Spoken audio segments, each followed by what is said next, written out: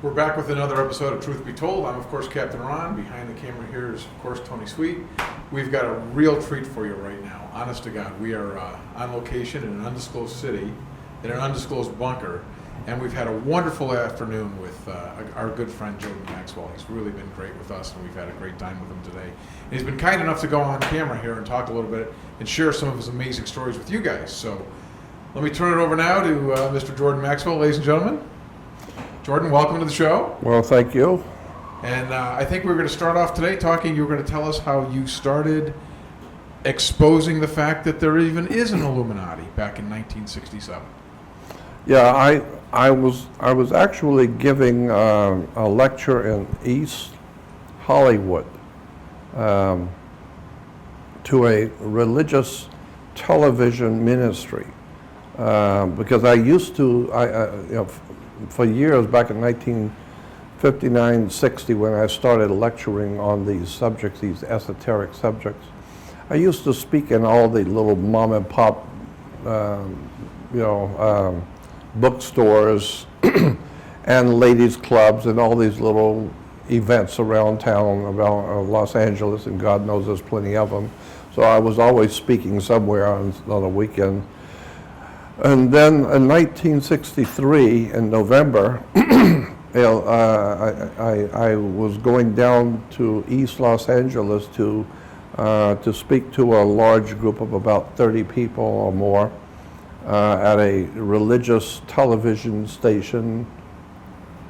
They had heard me on one of my many, lectures, and so they wanted me to come down and address the whole group. So I did. But I remember that I had a couple of friends come by and pick me up in North Hollywood. We were going down to Hollywood and to East Hollywood to talk about secret societies in world government, etc., when that was the morning that John Kennedy was assassinated. And I was on my way down to talk about the secret societies in American politics. And so when I got there, they told me, John Kennedy has been assassinated. I said, you'll be surprised at what I was going to tell you today. That's what I was going to be talking about. Wow. You saw it coming? Yep. I'm sorry, you saw it? No, I didn't actually see that coming, but I knew the subject is going to be big. I don't know what's going to happen, but I'll just tell you who they are and what they're doing. And sit tight and we'll see what happens. Well, I didn't even get to give the presentation. It happened, so.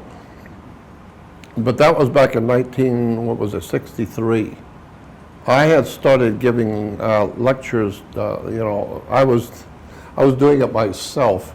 So I would put up advertisements in grocery stores and libraries. I'd have it photocopied and put up little flyers that I'm going to be speaking at the library on such and such a day or whatever. And so I was kind of doing my own thing. I'm just advertising myself. I'm doing it all, and it was just fun. I'm not making money doing it, but it was fun doing it. And every now and then I'd get somebody who was interested, who had another group they wanted me to talk to, and so little by little it started catching on. That was in '59. That's, I don't know, a long time ago, 1959. And then, like I said, in 1963, by that time I was lecturing quite a bit around Los Angeles, etc. And then John Kennedy was assassinated. And so I was always fascinated with the dark side of the world we live in. I just came by it naturally because my my mother's grandfather, my great-grandfather, was a senator from the state of Florida. And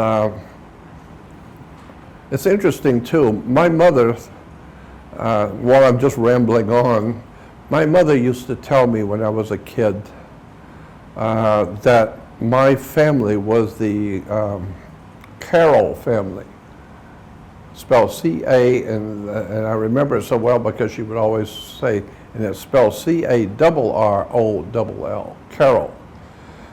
Well, that was easy for me to understand because she had at that time when I was growing up, she had two uncles who lived in our hometown.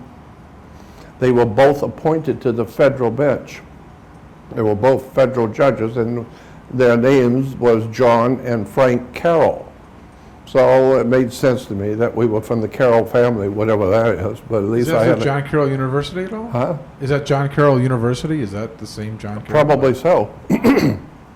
And so, yeah, I think so, probably. And so she used to tell me, my grandfather, which is what, was the Carroll, and she said, and you are from the Carroll family, so just remember that. That's your ancestry is the Carroll family.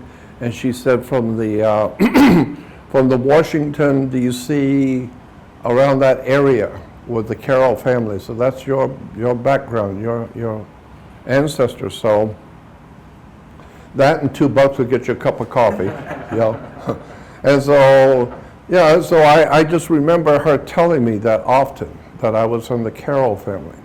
It wasn't until a few years ago, back in 2001, I think it was, I got a hold of a book called Rulers of Evil by Tupper Saucy. Very important book, Rulers of Evil by Tupper Saucy. And in it, he was explaining how the United States Corporation, or how the United States Republic, in 1776, the real history that you didn't know about the real history of this country and where it really came from.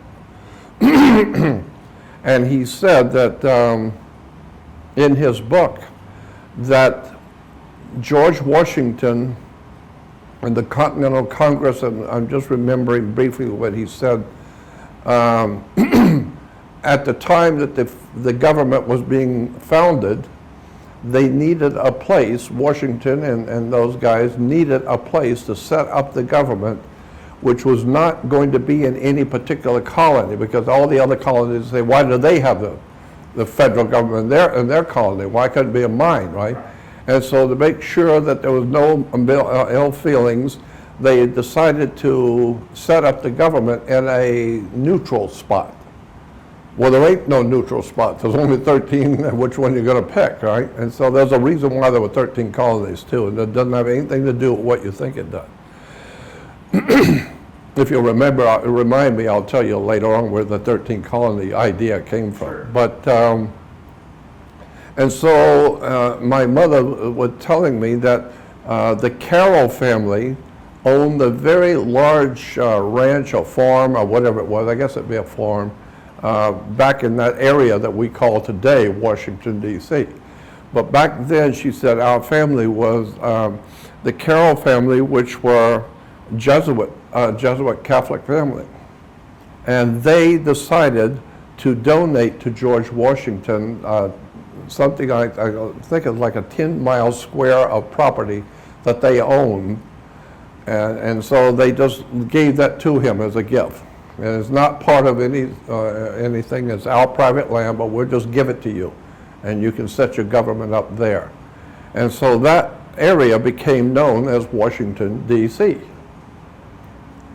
My family owned the property from Washington, D.C. And so when I read that in Tupper Saucy's book, that it was Carroll, the Jesuit Catholic family named Carroll, who donated Washington, D.C. to George Washington. Well, that makes, it was really startling to me. I mean, my family owned Washington, D.C.? I'd like to sue those assholes. I'd like to sue them and get my property back. Yeah, I want my property back, because my feeling is my family gave it to George Washington then, if that's the case, because my family wanted to give it to the United States of America. And not to these people who have taken it over, not the gang that's taken it over, but to the people of this country. And so I just thought, that's interesting that my family owned that property. Well, and then later on, after reading that book, Tupper Saucy's book, the movie came out called National Treasure.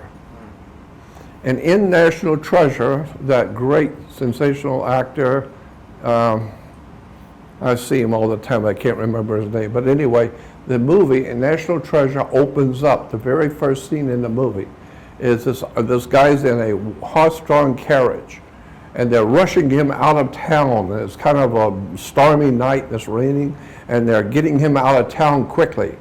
And it says in the movie, on the screen, it says, John Carroll of the Carroll family.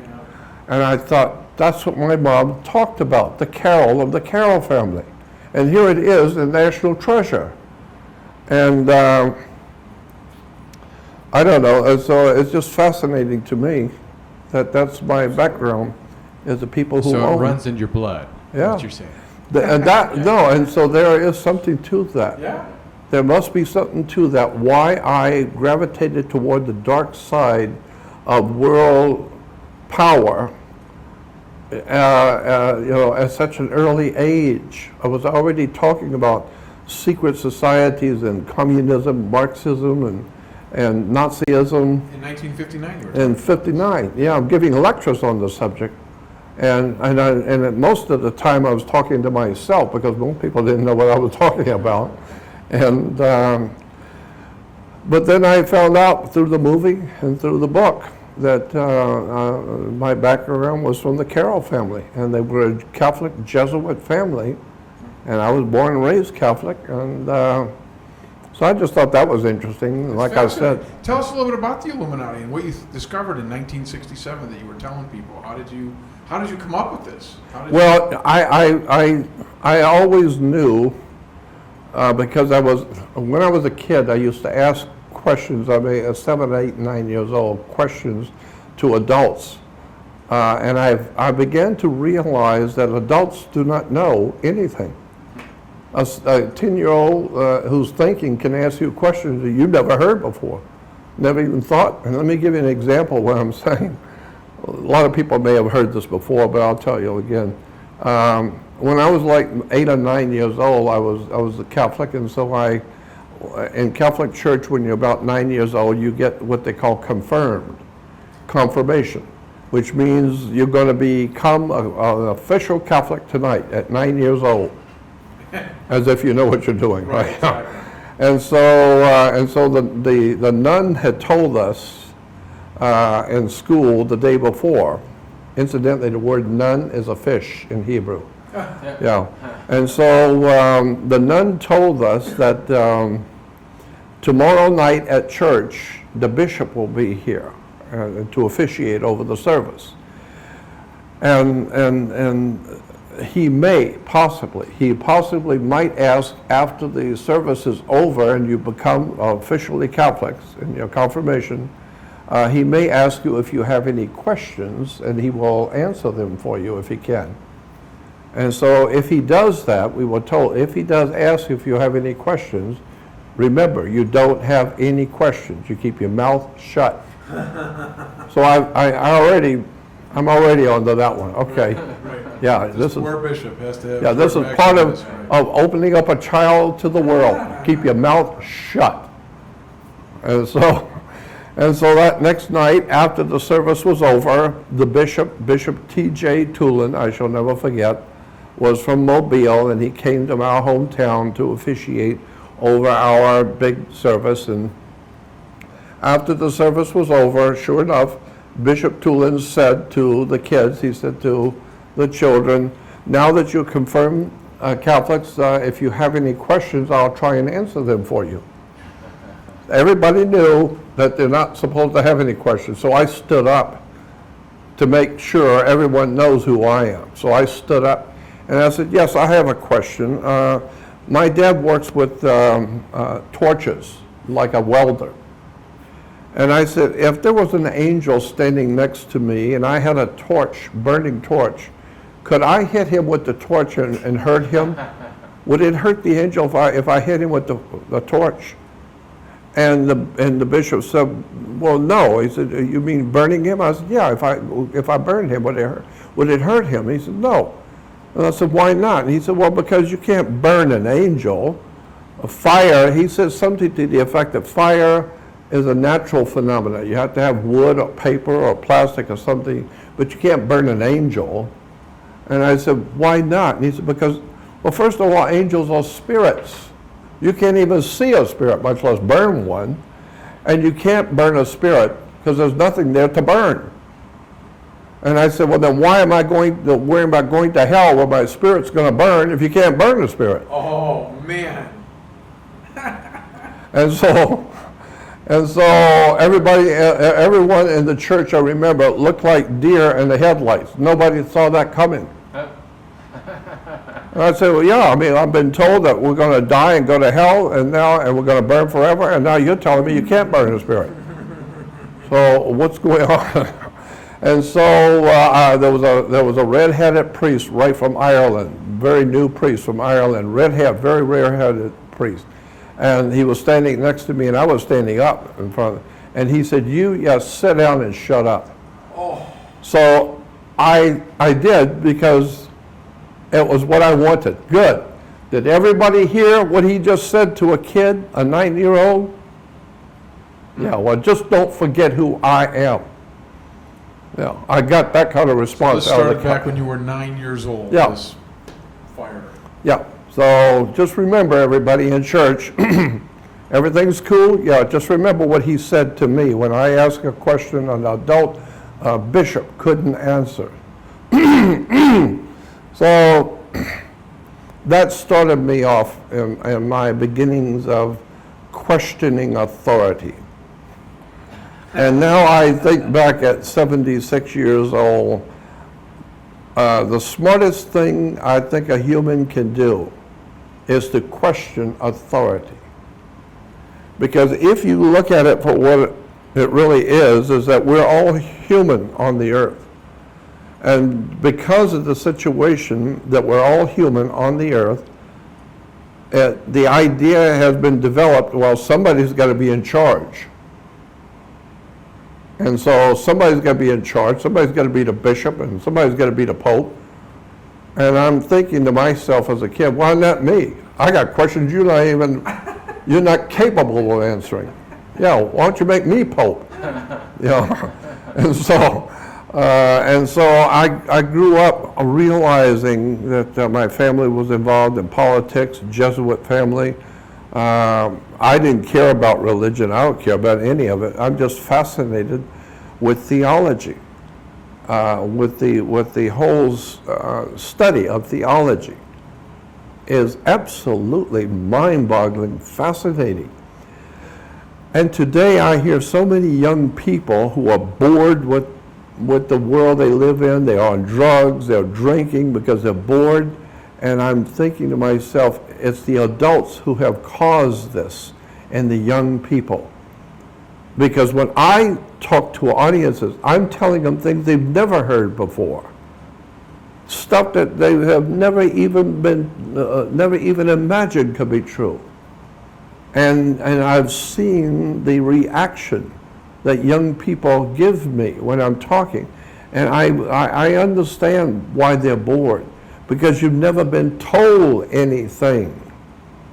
And my feeling is just shut up and listen, and I'm going to tell you stuff about your life you have never heard. And you would be surprised the kind of response that I get in university lectures, high school. I've talked to junior high school classes, high school auditoriums, been around the world speaking to audiences all over the world. And I'm just amazed how quick people listen. They're finally hearing something that's fascinating and interesting. It actually has to do with the BS we live in. And so I'm thinking, if adults, the teachers themselves are usually, they don't know from nothing anyway. And so they're just doing a job that they're getting paid for. They don't know what they're doing, couldn't care less if the kid passes or not. And it's just a travesty. Yeah. Like Kirk Douglas once said, to be born ignorant is an unavoidable accident, but to remain that way is criminal negligence. But Jordan, don't you think that with the internet now, I think Because we have so instant access to Yeah. information from And all over the today, world. people are more ignorant, Exactly. ill-informed, dim-witted, stupid, and lost than any other time in our history of our world. Right, because I think internet is constantly giving us sound bites of partial information, but people like yourself, you're giving us hardcore research, years of experience. What do you agree with bothers that? me is that so many people cannot learn. They just need sound bites. They just need to give me the Reader's Digest. I just want to hear 2 minutes. That's it. And that's why I think they get bored so fast. Yeah, and so that's why today, all over the world, I've said it so many times, I'll say it again, there's no way that the human race is going to be able to get itself out of the mess that we're in. There is no way for the human family to get it right and to get stuff done right. There is no way to do that. Why? Because the people of all nations, including America, unfortunately, the people of the country have no power to do anything. Yes, you can complain and cry and bitch and moan about this and that and the other thing, but you can't do anything. And the reason why you can't do anything is because knowledge is power. And as long as you don't understand how things work, you can't do anything. And you think that this knowledge is held by a small group of people worldwide? Yeah. And these are the secret societies and the Illuminati Yeah. and whatever? The people who run this country, who run America, as a secret society, as a fraternal order, a secret group. And that group may not be very large, but it's extraordinarily brilliant. Very, very clever, very knowledgeable. What sort of knowledge do you think this is, if you had a guess? I don't need to guess, I know. It's Would you share any of it with yeah. viewers? Or if you have something Yeah, you think it's is- esoteric knowledge. There's two kinds of knowledge. I like what my dear friend Steve Allen, I did a lot of shows with Steve. He was a dear friend of mine. Steve Allen used to say that there were two kinds of facts in the world. The kind you look up and the kind you make up. And so when I look at the world today, people have no idea in the world what's really going on. They have no comprehension of how anything works. Let me give you an example. Now, you probably heard this before. I'll do it again. Please. Suppose you had a two-story building and you were going to put a lot of weight on the second floor, like printing presses or automobile storage or something like that. It's going to be very heavy. The smart thing to do would be go downstairs first with the building inspector, get on a ladder and remove the tiles from downstairs and look at the foundation of the floor and see if it's going to hold that kind of weight before you start piling heavy equipment on that floor. So what you are doing is you're standing beneath the foundation you're going to build on. So you're standing under the foundation, and that's where we get the word understanding. So if you don't understand, meaning if you don't stand under the surface, then you don't have it yet. You may think you're understanding what's going on. No, you don't have it yet. Wait till you find out how the world really works. Not how I think you... that everything that we know, everything people grow up believing, is not even close to No. the truth, right? No. I've learned that in my own personal life. Every time I believed in something, from Santa to whatever, it's not real. No, no. That's the one thing I've said so many times in public, I'll say it again. Nothing in this world works the way you think it does. I will guarantee you, no matter how smart you think you are, how many college courses you think you've taken, you have no idea in the world how this world really works. And until you've been there, you don't know. So most people talking about the world today are like the armchair critics who are talking about the Vietnam War and what was going on in Cambodia, et cetera, talk to the guys who were goddamn there. Talk to them. They're the ones I want to hear from, because they were there. And they don't have all these highfalutin ideas that you got in college.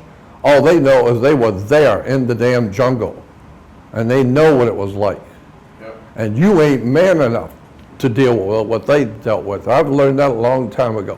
You're going to be important and know everything about everything. Yeah, wait till you are put in the position those guys are. On the front line, right? Yeah, go on the front line with them. Then you can talk to them. Yeah. So I just know that there's so many things people have not been told. Knowledge is power, and the people have no knowledge, so they have no power. They can't do anything because they don't know how anything works to start with. And do you think the Illuminati is, the elite that are purposely trying to dumb us down? Well, they've done a good job of that. They've done a damn good job with that. But do you think this is more or less dumbing us down to keep control? Because when you're ignorant or illiterate, it's easier to control. Do you believe that? Well, of course it is. How would you like to play the part of, say, Adolf Hitler in America, and go before the American people and tell everyone in this country that you are going to run the country from here on out, you're the boss. And then they find out you only got an 8th grade education, and you're telling PhDs and people with 5 doctorates, and you're going to tell them anything? You don't even have an 8th grade education, airhead, and you're going to tell military what they're going to do? You're going to tell the international financiers what they're going to do? I don't think so. So the bottom line is knowledge is power, and people who do know what's going on, you're never going to hear from them. You're never going to hear a word out of them. They don't need to talk to you. Right. They run the planet, So period. They're above it. They're not going to talk to you. People ask me, because I've talked for, 55, 56 years now about UFOs and aliens, etc.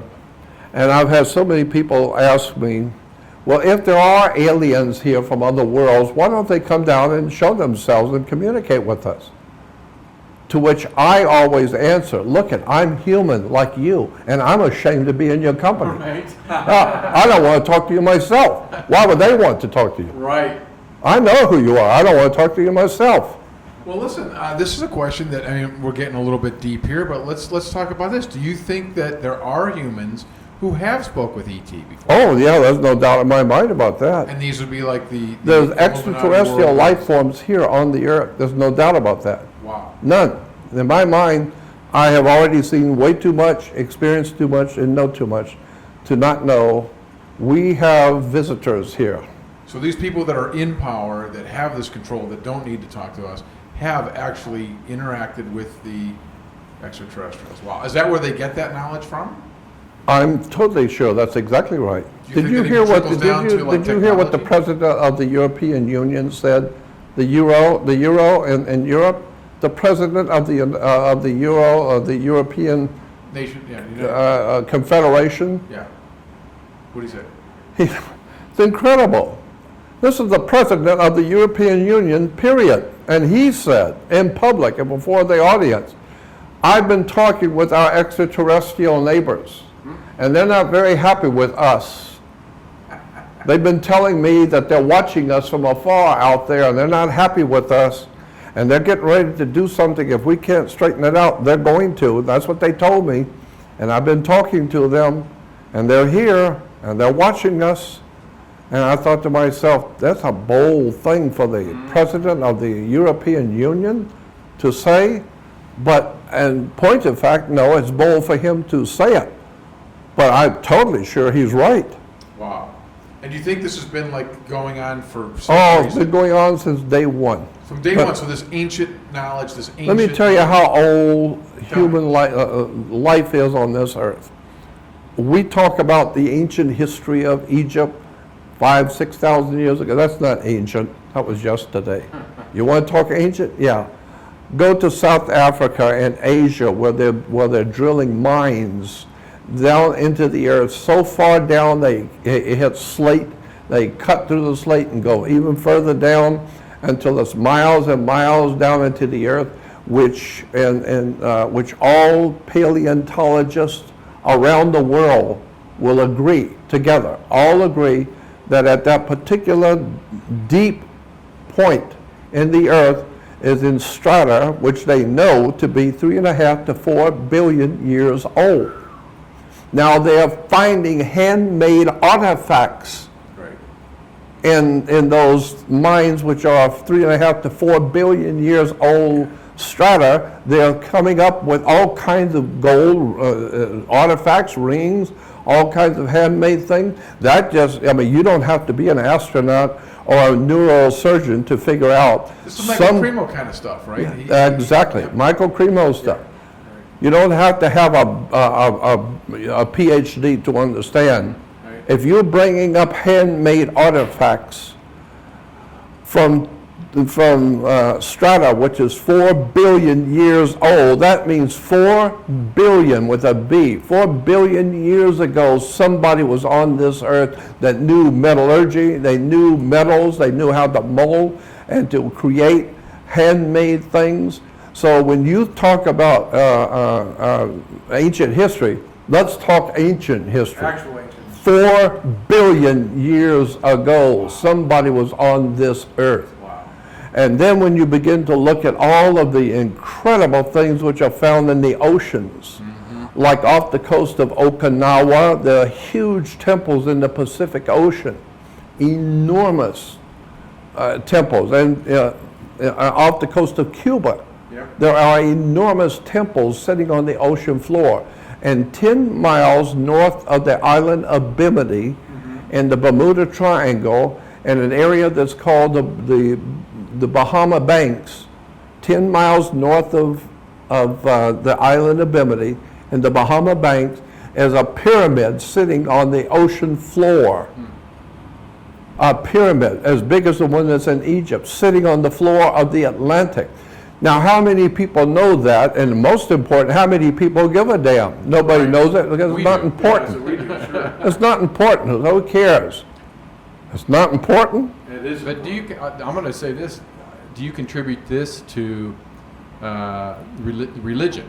Because again, is it if we say, oh yes, we're 6 billion years old, do we have all these temples on the floor of the oceans and underneath South Africa? Well, now are you telling me the truth about religion? That's right. Religion to keep it. Yeah, and why do you have a pyramid? Right. See, pyramid is not the correct. It's not saying the word correctly. It's not pyramid. That's what we say pyramid. It's not pyramid. Pyramid. It's spelled P-Y-R-A. Pyra is fire, like pyromaniac or pyrotech. P-Y-R-A is fire, and mid is always the middle. Midstream, mid-course. So it's pyramid, fire in the middle.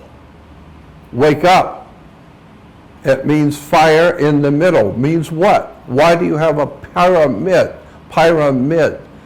It's telling you something. The word pyramid means fire in the middle, because the fire in the middle of the human creature is a sex force that creates life. Well, only God can create life. Yeah, I know. That's what the guys do. They're creating life. Yeah. And we talked about that earlier too, before we went. Actually, we were recording this about. You were saying that if you see something, you don't go, how did that happen? It's like, why did that? What? Exactly. Yeah. I'm just saying that you don't get, the only way you get to the truth of a matter is to know how to ask the right questions. I have a question for you. So one of the debates that goes on in this world of this show that we talk about is things like the pyramid and other ancient artifacts. And they say that either an ancient race came here, or either we built this and lost that technology, or somebody came here and gave us that technology. That's right. Which side of the fence? I totally believe somebody came here and gave it to us. I see. Because that's what the Bible says, and in that particular case, I think the Bible is correct.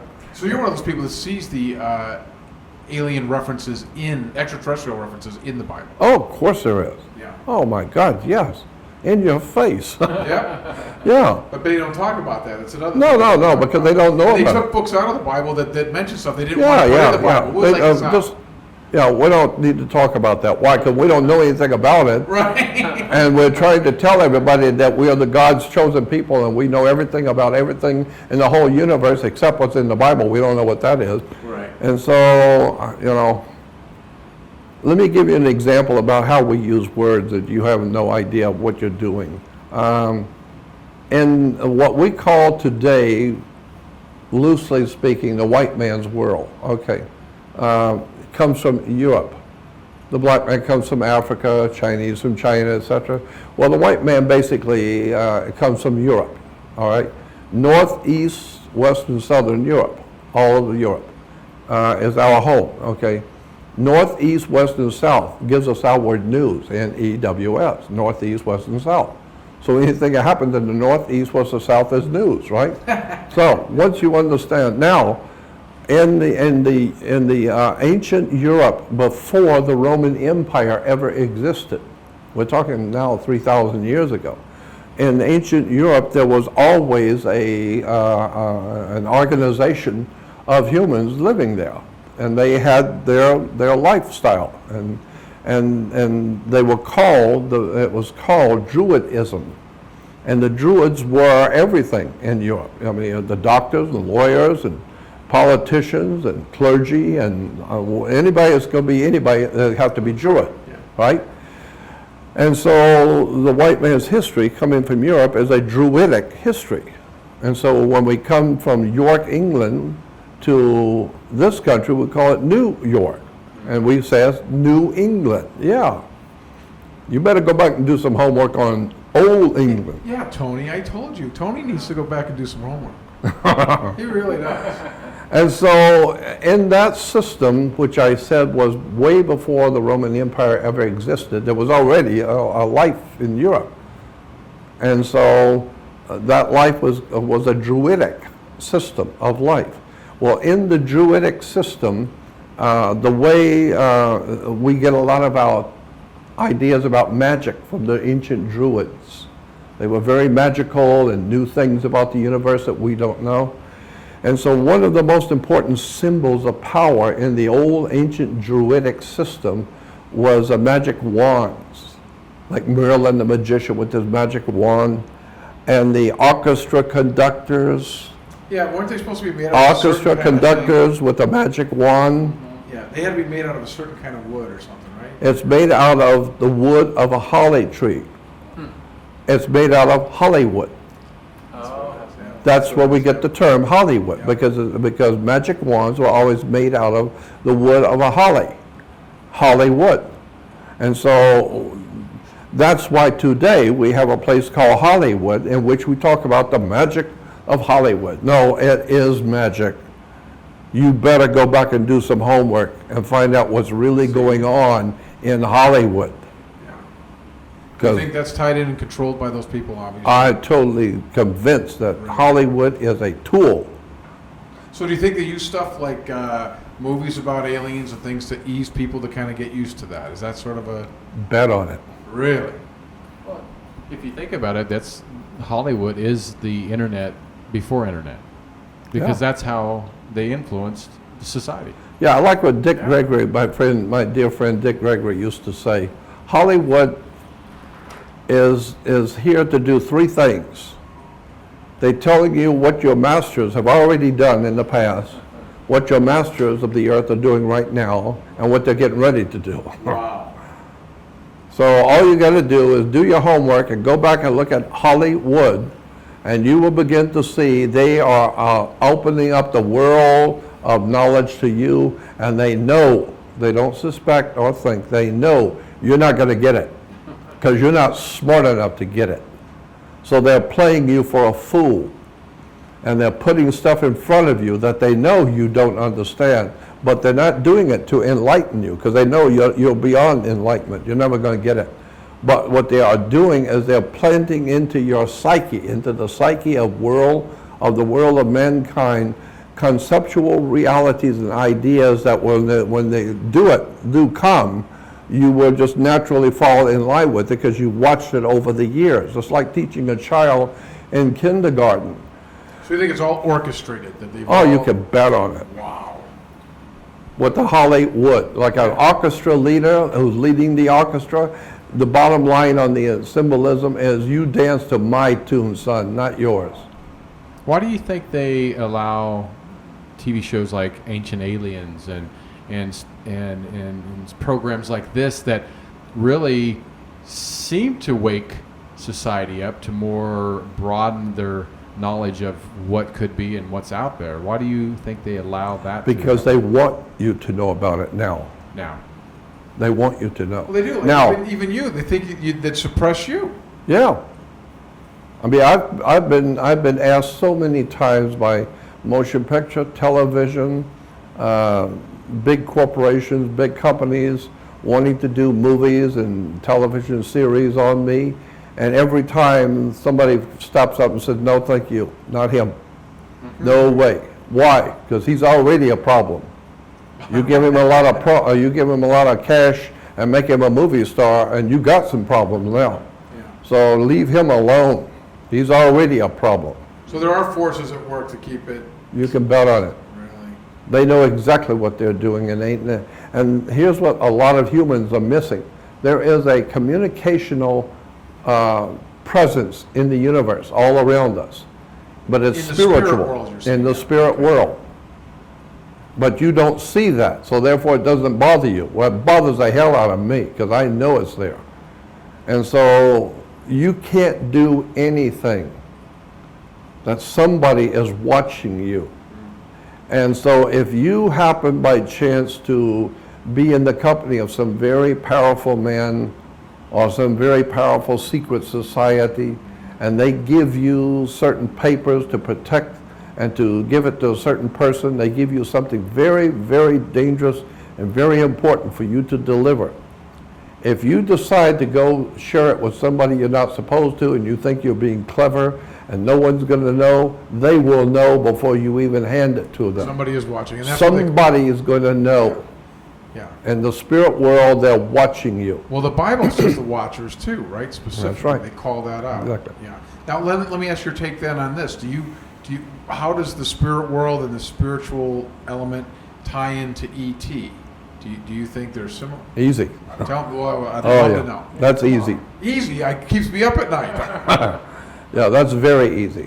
First of all, I mean, now we're starting on a subject, talking about a subject that I'm really interested in. I have been interested in for 65 years. Me too. For 48. So, Genesis. First of all, you need to understand that in Genesis 1:1 is it's mistranslated. It's not correct. It says, "In the beginning, God created the heavens and the earth." But in the Hebrew language, which incidentally is a Phoenician language, there is no such a thing in this world as a Hebrew language, period. There is no Hebrew. There is a Phoenician Canaanite language which the Hebrews speak. So we say it's Hebrew. No, they are Hebrew, but the language is a Phoenician Canaanite language. So it's like saying here in the United States, we speak American. Right. No, you are American, but you speak English. Right? Got it. So the point I'm making here is that the word God in Hebrew is El, E-L, simple. El is God in Hebrew. But that's not the word that's used in Genesis 1:1. If you go back and look at the Hebrew interpretation, it says, "In the beginning, Elohim created the heavens and the earth." Not El, Elohim. Putting Elohim means El is God, but Elohim means it's a plural. Like in English, you have C-A-R, car, or comma S makes more than one, cars. Well, in Hebrew, you adding Elohim means it's a plural. So the correct interpretation should be, in the beginning, the gods created the heavens and the earth. That's what the word means. And does this tie into, and God created us in their image? The gods created us in their image, Yeah. right? And so in Genesis 1, I think it's 128, when God is, I talked with a rabbi, a highest ranking rabbi in America at the time. This was back in 1959. It was a long time ago, but I talked with him, and he was like one of the big, important rabbis in America. And he said to me, because we used to talk about these subjects all the time, 60 years ago, and he said to me, nowhere in the Bible does it say, nowhere in your Bible does it say God created man. It never said that. I mean, you said that, but it doesn't say that in the Bible, that God created man. And I said, would you explain that to me? And he said, yes, if you would just do something you've never done before. Read the sentence correctly, the way it was written. It says, God said, which is Elohim, the gods, more than one. The gods said, come let us, who's us? Us, right, suddenly us, yeah. Now, who's us? Come let us make man in our image after our likeness. And Christians, he said, Christians will say, well, there it is, right there. See, God is creating man. He said, come, let us make man in our image and our likeness. And he said, no, that's not the correct understanding.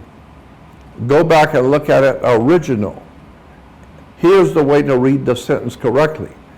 The gods, more than one, said, come, let us make man in our image, after our likeness. He's already here. But let's make him look like us, which means let's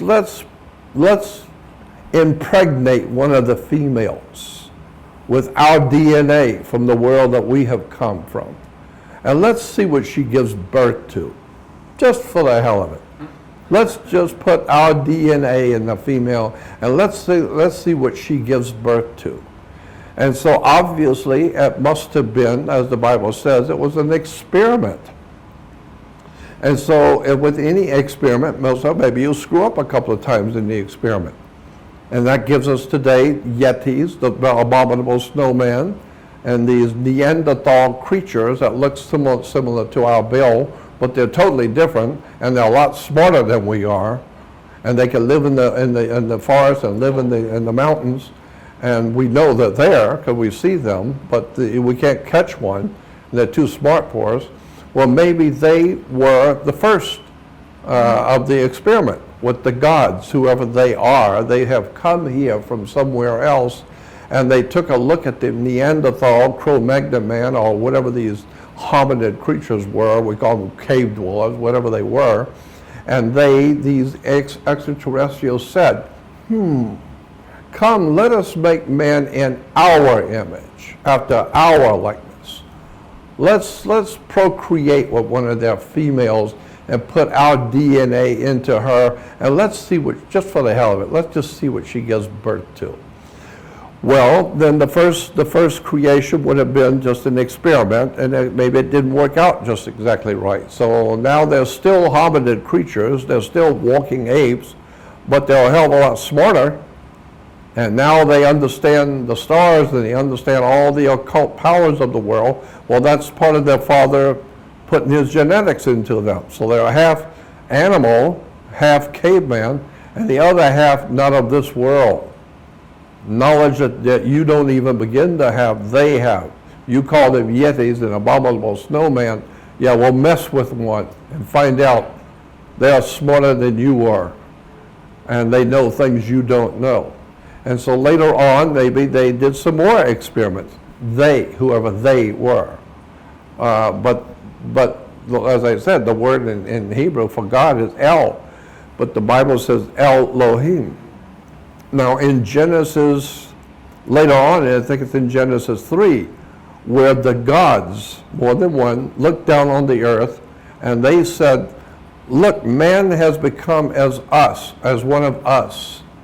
Meaning, we are lusting after the women, we lust after power and intrigue, and we love doing all these things. We love having a gang and power, and now humans are like us. They're just, you said, come let us make man in our image and our likeness, and you did. Careful what you wish for. Yeah. Well, So that's what I was going to ask, if the aliens, extraterrestrials, or the gods do see the Illuminati that are controlling the earth, that are very few. I wonder why they allow or continue to allow? Well, them first of all, I'll tell you what I think, and it's just my subjective opinion. That and $2 will get you a cup of coffee. It's just my opinion. Right. But I think that if you go back and look at that scripture where it says, "Come, let us make man in our image, after our likeness," that means that they put some of themselves into the indigenous creatures here on the earth, what we call Neanderthal or the different creatures. Hey, Jordan, is this the Nephilim in the Bible? Yeah, That's what it says, it right in the Bible, that the Nephilim right. mated with, Yeah, exactly. But here's the point that maybe you never thought of. They said, "Let us make him in our image, after our likeness." What does that mean? That means today there are people who are running governments that look just like you. They're just a man like you. They got a wife and the children just like you. They're not just like you. They're not from this world. oh, you think the ETs are actually among us right now? I think they are directly among us, and I think that the people that we look up to, the Holy Father and the President and all, are actually, in point of fact, not of this world. So they're at the top of the food chain, and that's who's running these secret societies, is really That's it. other ETs. That's it. Interesting. I think they're the ones who are behind. Since we were created to look like them anyway, they would blend right in. Precisely. Interesting. Well, they look like us. No, We they look don't like look them. like us. You look like them. They were here first. Well, not Tony, but most of us. Yeah, and they came here and saw your ancestors who were living in caves, and we call them cavemen, and Neanderthals, Cro-Magnon man, and all these other Sure. cave dwellers, Who brought and they them look here? like chimps. They look like monkeys, or Hey, that- who brought them? Who brought them here? I mean, Huh? because did they just come out of the mud and water? I mean, like they keep saying they do. Or is that evolution? Yeah. Yeah, that's a good question, but we weren't talking about that. Okay. okay. Yeah, that's a good question, but Only ask questions he knows the answer to. We're yelling. yeah. So, That is one of the questions, and they think is the missing link. Could it be when they mess with our DNA? That maybe evolution did occur, and then at one point they interfered, the Nephilim, and became So I human. think evolution is not the subject or the word you should look at. Evolution maybe there is some evolution, but that's not the word or the subject to look at. The subject and the word is intervention. Someone has intervened in our natural progression of evolution. Somebody came here a long time ago and looked around and said, come, let us make man in our image, after our likeness, so that he will look like us. And therefore we will look like him, he looks like us, and we will run for office.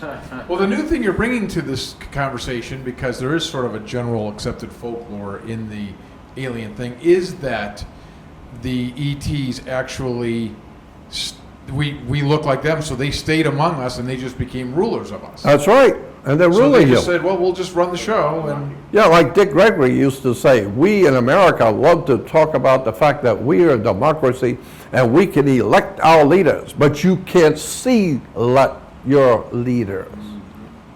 You can elect, but you can't select. Why? Because they've already been selected among their secret just gonna ask, society. they know who the next guy is. They already don't they? know who they're going to put in. I've heard that before too, that they already, and I've heard people say that. Well, I mean, there was a movie what was his name in Star Trek? Shatner? Shatner was William in a Shatner. movie. It was in a TV show, a TV movie or something, many years ago. And this was back in, I don't know, the early 90s or late 80s or early 90s. And somebody pointed that out to me.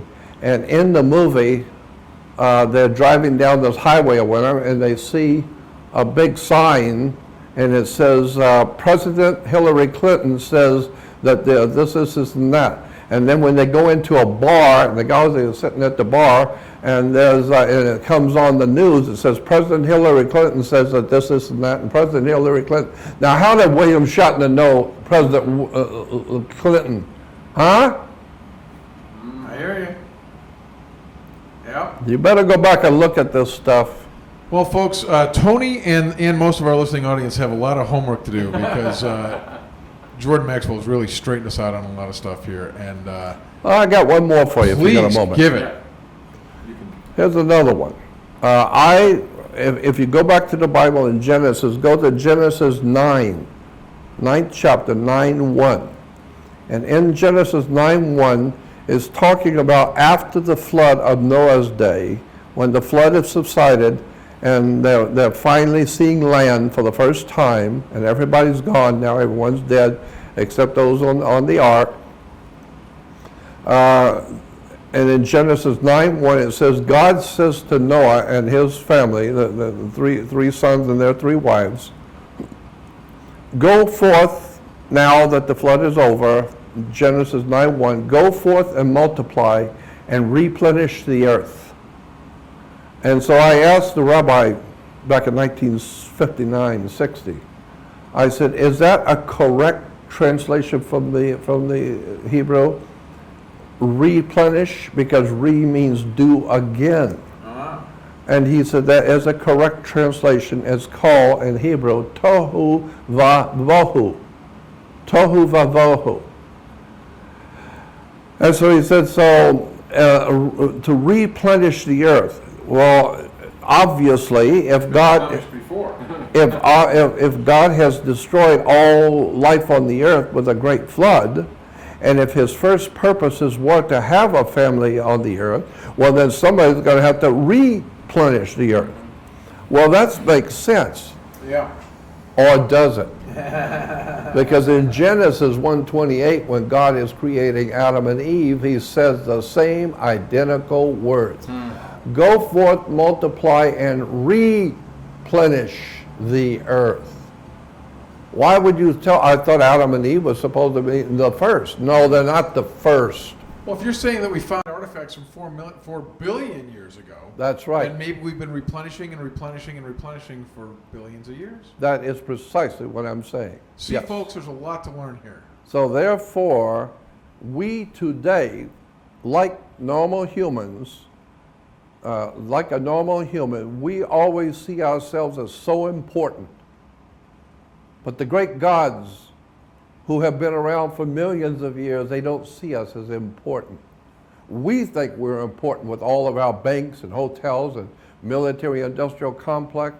All you need is a 12 on the Richter scale in Los Angeles, and it's all gone instantly. Right. And all of your armies will be dead, will be eating each other and murdering each other. The gods themselves can cause chaos that you don't even want to think about. So they're not, you want to mess with them? You want to be, like the scripture says in Isaiah, God says, you love wars, you love violence? Oh, I'm going to give you a war then. Yeah, you want war? Watch what I'm going to do. And so therefore, it looks like this divine spirit in the universe that men have called God, whatever it is. God's not on TV, but whatever is out there, it is basically saying right now to the earth, you love violence, you love wars, you love alcohol, you love fighting, you love the wrestling, and you love the fights in Las Vegas, you love the prize fight. You guys love drinking and street fighting. You just love war. Well, I'm going to give you a war, son. Wow. And watch what's coming. Because what's coming in the book of Isaiah said your generals will wet on their knees at what I'm going to do. So you like wars? Yeah. Well, I hope you do, because you're going to have a hell of one coming. And you're going to find out what war is really all about when you finally face to face with the gods themselves. And so that's why I am totally sure that what the human race is now racing toward, they have no idea in the world what's coming. But I can see it just very clearly. We are heading for something awesome and something terrible that no English language can translate how bad it's going to be. We are told that the China is thinking about coming into America and taking over all the land because it's been given to them. Well, wait till the people in America find out their home has been mortgaged off and that the Chinese own it, and they're coming in and taking it. They didn't ask you. They're coming in and taking it. And while they're here, they might as well rape and kill a few too, right? As well. Yeah, well, watch what's going to happen. Well, Jordan, we at Truth Be Told, as always, are so enthused, and you get us going. You get us asking these questions for other people that have been in this industry just a few years, because we all look up to you. Yes, we constantly are being questioned by our own thoughts and our intuitions, and you just really validate what we're thinking. So we thank you for being with us on Truth Be Told and being an inspiration for all these people watching today. So, well, I appreciate you. I appreciate you asking and coming to visit me. no, we had But a great before we leave, let me leave you with another thought. Sure. I got 1,000 of them. When you hear people talking about Lucifer, Christians are big about talking about Lucifer, Right. the devil, Lucifer. I got news for you. The devil is not Lucifer. In the Bible, he's called Satan. There's a big difference between the two words. One is Lucifer and one is Satan. Lucifer is Jesus. Now that I've not heard. Lucifer I is thought you would Jesus? perk your ears up on that one. Well, that is. I mean, I've seen that T-shirt that you have that says Lucifer is Jesus, but I took it in a different. Jesus in the Bible is called Lucifer. This is a bombshell. I've never heard that. Yeah, it's in the book of Revelation, in the 22nd chapter, 22:16, which is the very last chapter in the Bible. The very last chapter of the very last book is Revelation, is the last book. The very last chapter is Revelation 22:16, where Jesus said, Jesus, I am saying this, I am Lucifer. Now, you got a problem with that or what? Wow. Jesus said, I am saying, I am Lucifer.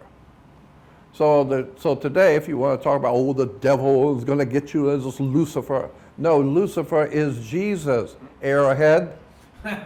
Go back and read the Bible. Read it. The very last thing, folks, in the Bible. Check it out. In Revelation. It's in the book of Revelation, Yep. 22:16, where Jesus says, Jesus, I am proclaiming, I am Lucifer.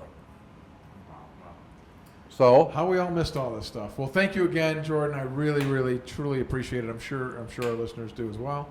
And we'd love to see you again. well, if you come back, we can talk for hours. I'm sure we will, buddy. We will be back. For Truth Be Told, Right. Captain Ron and Tony, we'll see you next week. Okay.